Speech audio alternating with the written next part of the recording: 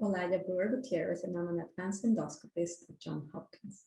Me and my colleague, Dr. Moin Kashab, Dr. Marcia Canto, Gala Godoy Brewer, and Mohamed Tubak from Hopkins, as well as Dr. Ken Chang from UCI Ireland, Dr. Petros Benias, and Patrick Okolo from Lenox Hill, and Dr. Ali Reza Sederat from Ronald Reagan UCLA Medical Center did this retrospective experience called Is Transoral Incisionless Fundoplication TIF the answer of postperoral endoscopic myotomy gastroesophageal reflux, a multicenter retrospective study?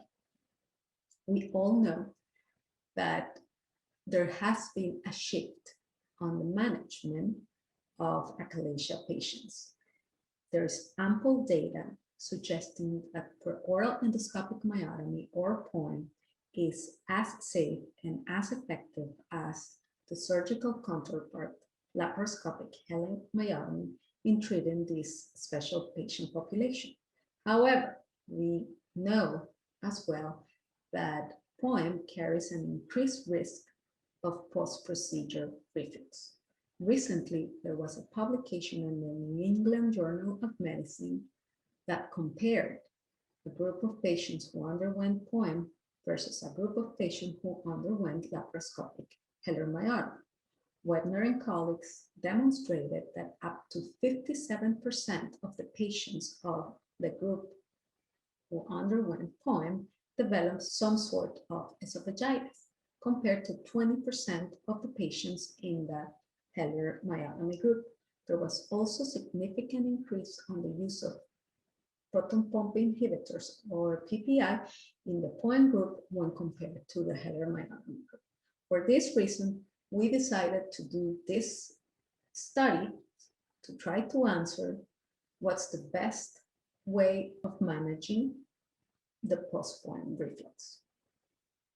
The main outcomes of our analysis were technical success, which we defined as the ability to create a flat valve, safety, which we measure using the ASGE lexicon classification, and effectiveness.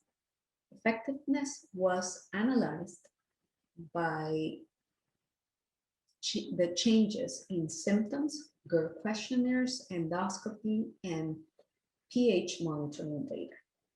There were 12 patients included in the analysis. 75% of these patients had daily bothersome symptoms, and up to 91.7% of the patients were on twice daily PPI. TIF was technically successful in all patients. There were only 2 reported side effects, which were one upper GI bleeding treated with 1 transfusion and required 3 days of monitoring. And the second was a pleural effusion of unknown significance, which was managed conservatively. Regarding effectiveness, the bothersome daily symptoms decreased from 75% to 18%.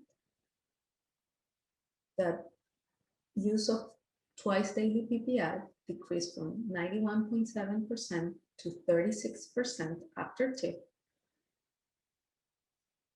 There was significant improvement on the GERD-related quality of life and reflux symptom index questionnaires. Not all patients underwent endoscopy or pH monitoring. There was improvement in some of the patients regarding their esophagitis, and 4 out of 7 patients who underwent pH monitoring had complete normalization of the Mister score and acid exposure time.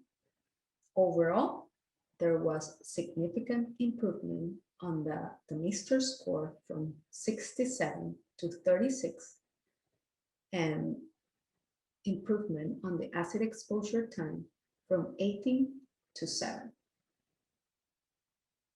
We recognize the limitations of this analysis. Of course, being the most important, the retrospective nature and the limited number of patients. For this reason, we believe that the next step should be conducting a randomized, multi-center controlled trial of patients that will undergo POEM alone versus patients who will undergo POEM followed by TIF. We conclude that POEM is potentially safe and effective on managing post-POEM GERD. Thank you very much.